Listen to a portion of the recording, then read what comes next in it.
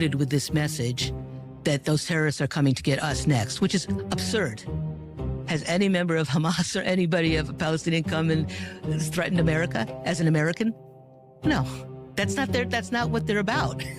إننا وصلنا إلى حالة الردع والدفاع عن الأرض المحتلة 510 مليون كيلومتر مربع وهي مساحة كلها أرضية سوف تعيش حالة لا ظلم فيها ولا قهر فيها ولا خيانة ولا ولا مسيحية غادرة. But that's the tactic that's used is that we have to plaster them as being these jihadists when they're nothing like that.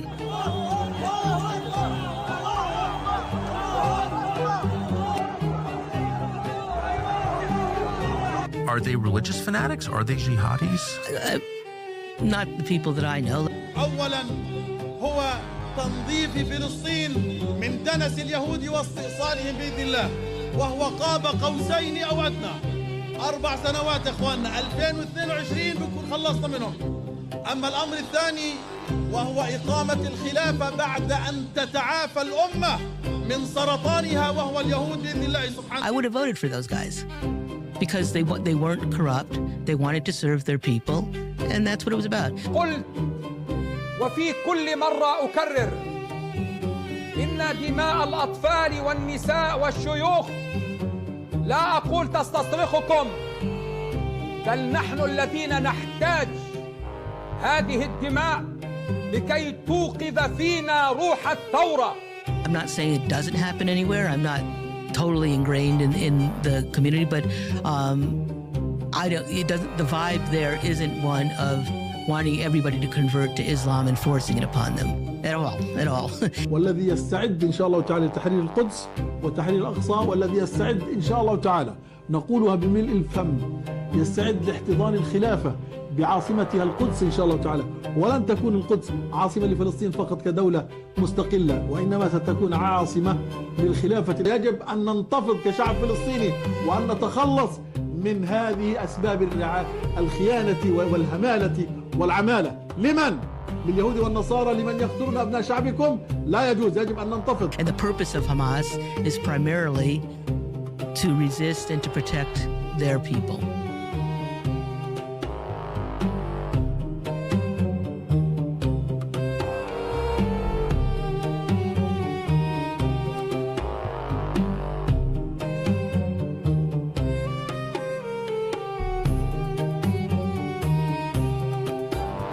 It's not just Palestine and Israel where the Christian population has shrunk. It seems like throughout the Levant. Yes. And I think that's part of the whole greater Israel project.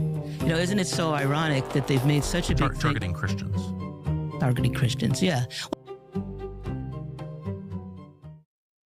Well, ladies and gentlemen, welcome on back to another episode of the Speak the Truth podcast. Oh, man, it's been a great day. I tell you what, man, it's been a good day. You know how good of a day it's been? Oh, my God. I feel like another freaking embarrassment to our community ended up coming out. You know what I mean? Hey, what would you do if somebody that you worked with inside of a combat zone came out and gave away your security protocols, maybe the routes you traveled on, the amount of men you had, security rotations, the number of teams that you had on a site? What we do as armed security, every day, we will take armored vehicles with armored personnel. We escort the trucks, the long trailer trucks, into Gaza through gate, which is right there near, a little bit north of.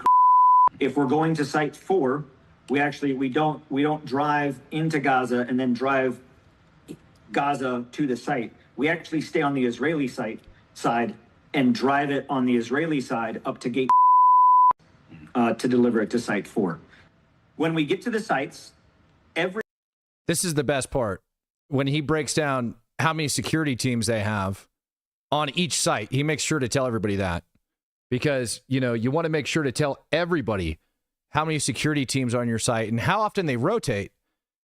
That way you can count the vehicles that are going out and determine the amount of personnel that are going to be there and then determine how many you need to overrun a site, right? I mean, it's not like a lieutenant colonel that was in the special forces would know that by stating those things, he would be helping an enemy of the United States of America and just endangered the people on the ground in Gaza he said he loved and that he had respect for. Every site has a team of guards that stay on the site 24 hours. We do so every site is allocated static security teams, and they rotate. Then after patients of that, a team gets, so you have teams dedicated to the site to rotate every and then days off. And that's at every site. I know that there are 7 of us in the entire world that have been to these sites. SRS people don't go to the sites. They're not authorized to. GHF doesn't go to the sites. They're not authorized to. The IDF don't go to the sites. They're not allowed on them. There are only 7 people in this entire world. Actually, shame on you. Well, it's a good thing he clarified how many people in the entire world, seeing as how this mission for them hasn't really been going on that long. So one could pretty much figure out how many people are over there on the sites, you know, like, I mean, I don't know a better way of screwing your people over. You know, the Army, we called them, and for a lack of better terms, you're gonna have to excuse me. I don't like to cuss a lot on this program. You know what? I can take it. We call them buddy effers or blue falcons. There we go. I can calm that. I can tone that statement down a little bit. I can't think of a better way to fuck your buddies over than to give up security information after claiming the day before that you have the utmost respect for them. You sent me a statement that said you had the utmost respect. Isn't that what you said? I don't know. Is that what your statement said, man? I'm gonna have to go back and read it now. I gotta go double check it. Pretty sure you said something about having the utmost respect, something of that nature. Now, hold on, let me go find it.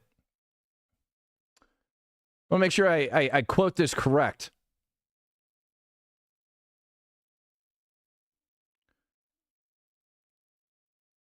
The men on the ground of GHF who are distributing aid in Gaza will always have my utmost respect for the personal sacrifices they are doing to feed the starving people in Gaza.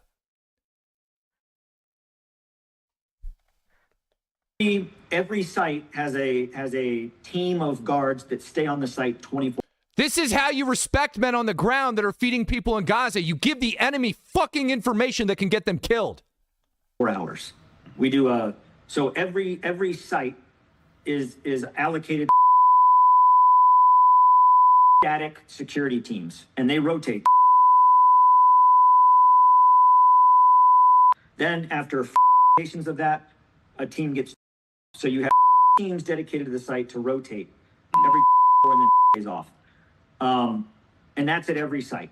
I know that there are 7 of us in the entire world that have been to these sites. SRS people don't go to the sites. They're not authorized to. GHF doesn't go to the sites. They're not authorized to. The IDF don't go to the sites. They're not allowed on them. There are only 7 people in this entire world. Actually, shame on you. I didn't spin a narrative. I literally took the information that he provided to the enemies of the United States of America, condensed it, and redacted the shit that he gave. And he ought to know better as a retired lieutenant colonel and a Green Beret. That's what he ought to be. He ought to frickin' know better. You can be pissed off at the world. You can hate what's going on. But when you go around and you make a statement the day before that says you have the utmost respect for the men on the ground, people that are in a brotherhood, that piece of shit just got kicked the fuck out of, I can guarantee it. That then wants to turn around and call me a disgrace for telling the world that he fucking lied. Because he lied. He lied to my face. He lied to you. He lied to the frickin' world. And he doesn't have the balls to say it.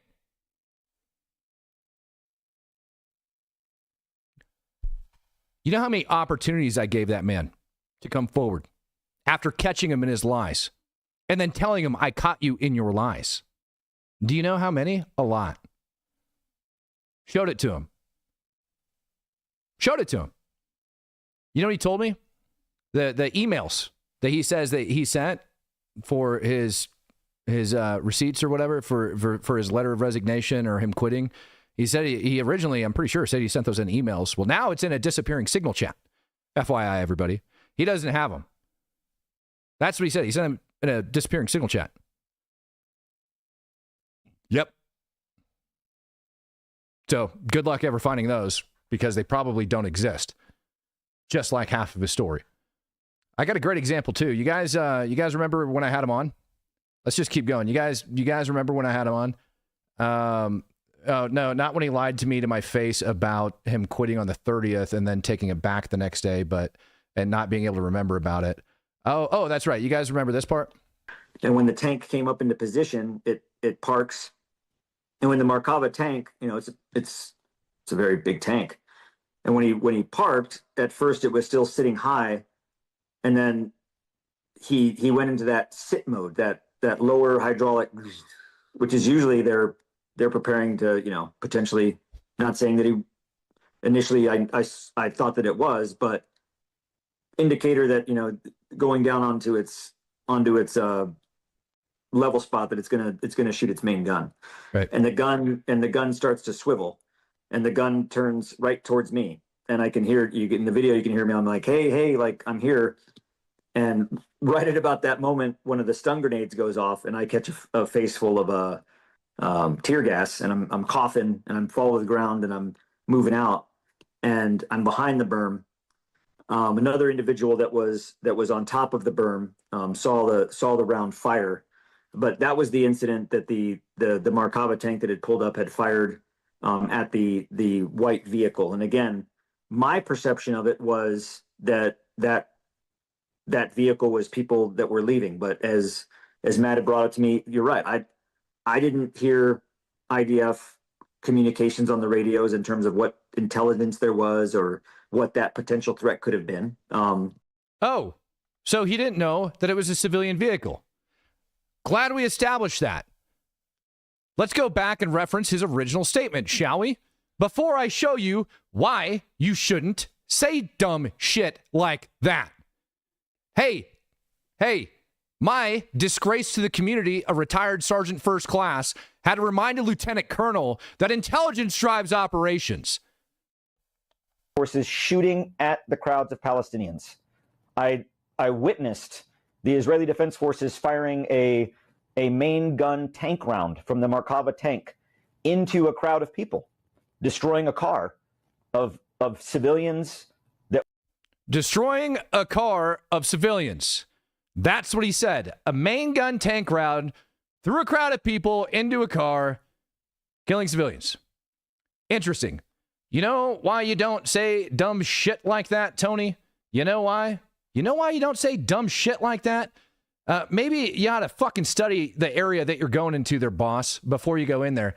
Here's why you don't say dumb shit like that. Oh, look. Innocent people with orange vests on. Oh, wait a minute. Oh, they got rifles. I wonder why. What are they doing with all those guns?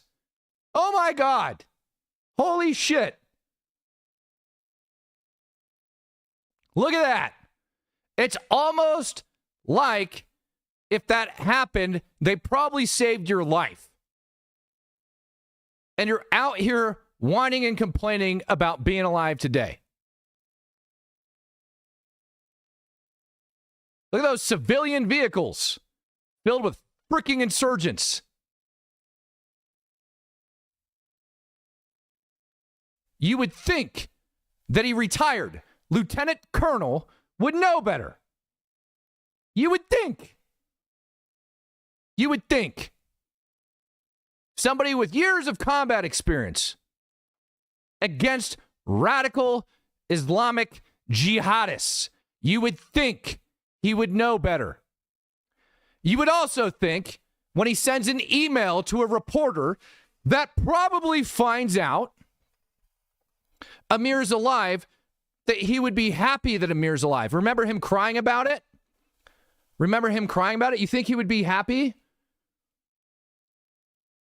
What if he wasn't? What if he sent an email that, just shows literally no fucks about Amir and tries to discredit said reporter? I'm just saying it's a possibility. It's not like I would have any evidence of anything like that, would I?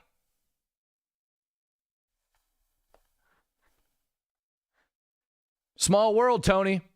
It's a small world, boss. Very, very small world. You want to hear something great?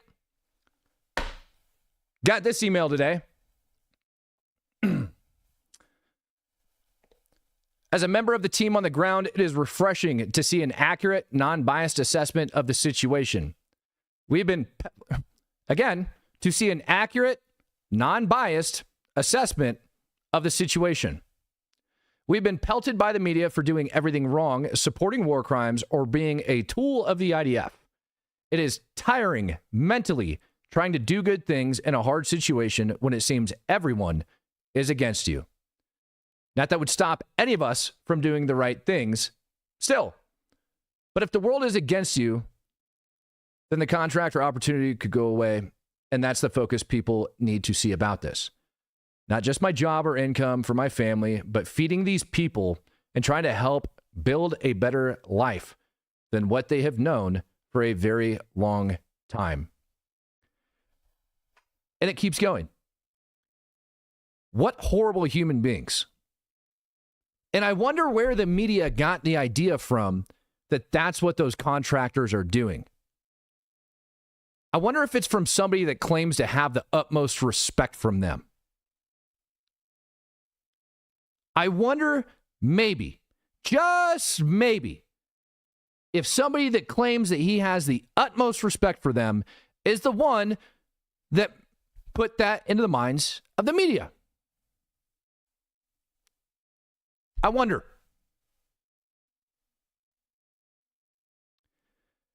I'm going to state this story again. You want to know why I'm pissed? Because that's not how it is. I talked to a guy. Tony actually knows him. It's a pretty small world, Tony. I hope your heart just skipped a beat. What this guy said was down on SDS-1, his heart broke. His heart broke when they had to clear the site out because it reminded him of the Band of Brothers scene when they had to put people back inside. Like the only way he could describe it, like how heartbreaking it was for him, was he had to do that. He had to push the people out as they were getting, like, they had overrun the place and everything else, and they're frantically trying to grab food, and it broke his soul. What a horrible human being. I bet a guy like that would rejoice to know that Amir was alive. To know that there's a possibility that Amir's alive. That might actually ask the reporter if there's a way that he could talk to the mom. Seeing how the mom wanted to find him.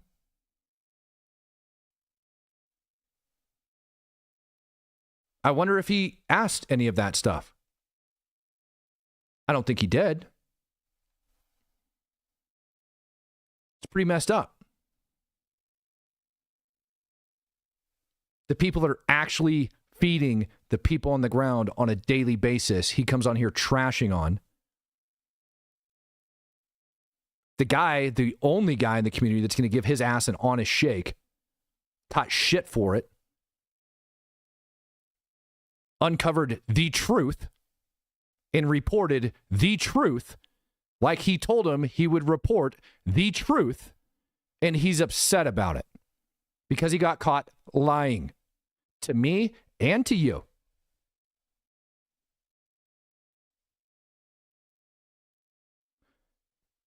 And then, because of that, I'm tempted to play that whole interview for you guys, but then it would just get it more views.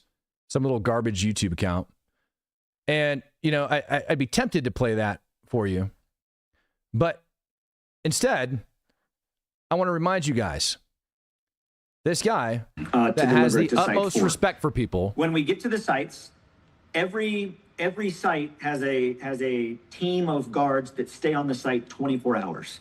We do a So every site is allocated static security teams, and they rotate. Then after stations of that, a team gets. So you have Utmost respect. teams dedicated to the site to rotate every and then days off, and that's at every site. I know that there are 7 of us in the entire world that have been to these sites. SRS people don't go to the sites; they're not authorized to. GHF doesn't go to the sites; they're not authorized to. The IDF don't go to the sites; they're not allowed on them. There are only 7 people in this entire world. Actually, Oh, I'm sorry. How many people in the company, Tony? Tell the enemy how many people they have again. They didn't hear you. there are only 7 people in this thank you. entire world. Actually, shame on you. Well, thanks for clarifying how many people there are in the company, because your original number wasn't accurate enough to give the enemy. Asshole. I hope you get everything that you deserve in this world. Everything you deserve in this world. I'll remind the... Do you realize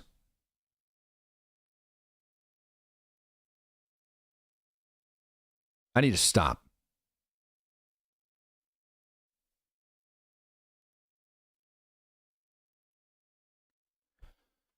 I'd like to talk to you guys about this now, because nobody else wants to. I'll go over it. 18 U.S. Code 2339A, providing material support to terrorists, covers giving any service or expert advice or assistance to be used in preparation for or in carrying out acts of terrorism. Disclosing movement patterns, security rotation, or routes in a foreign terror organization definitely falls underneath that. So let's go take a look at what some of those things are. Excuse me while I pull up the elements of the crime for you guys. I just want to read out to you guys the elements of the crime for that particular U.S. code.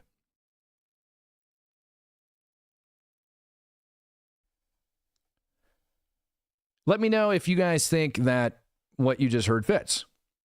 The defendant provided, attempted to provide, or conspired to provide material support or resources defined in 2339A B1 as any property, tangible or intangible, or service, including currency or monetary instruments, financial services, lodging, training, expert advice or assistance, safe houses, false documentation or identification, communications equipment, facilities, weapons, lethal substances, explosives, personal, transportation, or other physical assets except medicine or religious materials.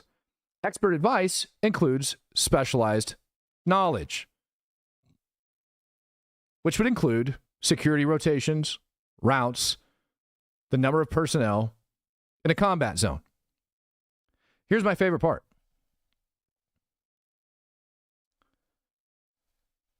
It must be knowing or intending to aid in preparation for or in carrying out one of those crimes. Killing or destroying property in the U.S. or abroad.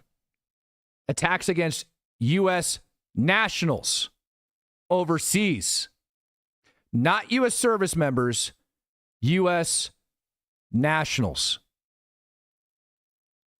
I'm pretty sure the contractors that are over there are U.S. nationals.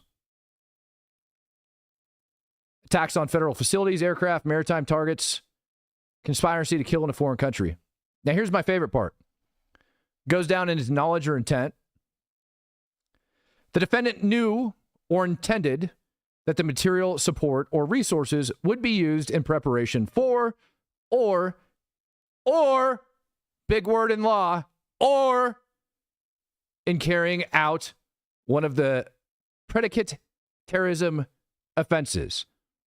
In this case, it would read, the defendant knew that the material support or resources would be used in preparation for or in carrying out one of the predicate terrorism offenses.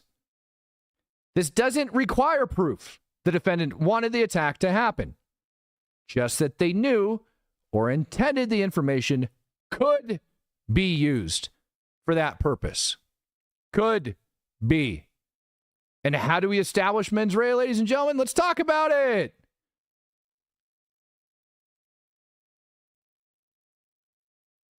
Well, he would have to be disgruntled. Is there evidence that he's a disgruntled employee? Yes, there is. Do I hold personal evidence? Yes, I do. Do I also know that he should have known, as lieutenant colonel, recently retired, that that is exactly what terrorists could do with that information? And you don't base it off of your average person. No. The reasonable person standard applies to a reasonable person with similar background and experience. I'll say that again. If a Fox News reporter went over there and said that, they will get held to a different standard than, say, a retired lieutenant colonel from the Special Forces. Why? Because he's got experience in this arena.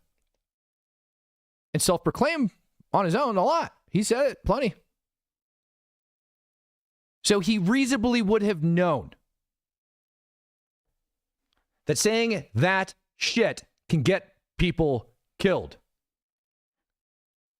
What words did he use at the end of this? Shame on you. What we do. Shame on you. That's right. Shame on you. Shame on you, shame on you, shame on you. Man, if only I would have frickin' known. Shame on you, shame on you, shame on you.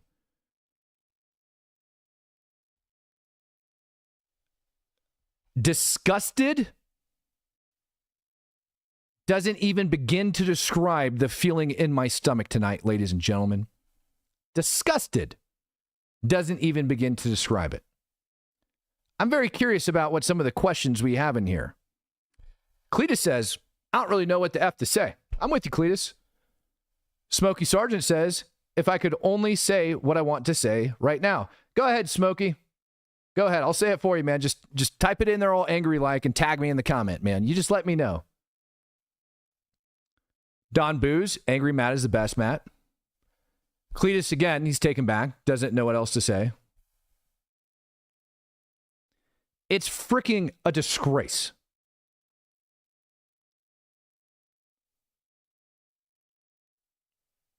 I don't know how else to say that. It's embarrassing. And it's treasonous, in my opinion.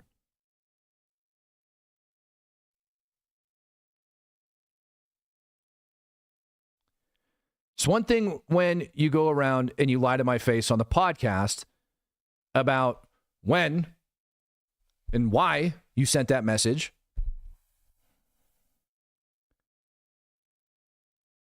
Or that you quit. It's another thing, absolute another thing, when you put American lives at risk. You are a disgrace. Not to the uniform, which I believe you are. That's not what I'm talking about. As a man, you're a disgrace. As an American, you're a disgrace. You know that providing that information puts lives at risk, and you did it anyways. Tempted to go listen to the softball question he threw you that managed to have you spin off on that tangent. What was it, a general overview? And then you went into specifics of security? Weird. Heartless soul. He knows what he's doing. He knows he has endangered lives. He is only out for himself. Nuh-uh, man. He cares about Amir, remember? And cried for him. Cried. I'm sure he rejoiced today in an email. I'm sure he rejoiced today in an email to a reporter that possibly found Amir alive. I'm sure he did. I'm sure he was celebrating and was like, oh my God, lady, you're the best. Thank you for finding Amir. I can't believe he might actually be alive. I'm going to go tell the world I am so happy. And it happened to be the same one that he interviewed. Pretty sure. Over on TikTok, on a very, very pro-Palestinian account.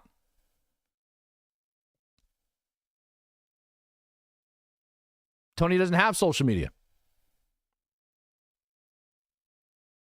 Can't wait to break into that groundbreaking report next about who sent you that email and who you went on air with raising money. Pretty sure on that TikTok, their translator said that Amir was dead and you were raising money for him on TikTok. And now the same woman, wouldn't it be damning if there was a proper translation of the Arabic and she says he's alive? And after you went on TikTok and raised money for a kid that she doesn't think is dead. She said, the same one you said was her mother. You called her his mother. You raised money for that woman.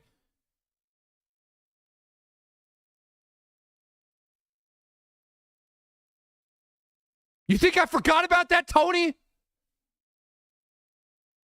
You raised money for that woman. And according to your interviewer, her kid was dead. But now that same woman with a proper Arabic translator says he's alive. Doesn't look so hot for you now, does it, boss? Wait till that shit comes out tomorrow. You bet your ass I saved that clip. How stupid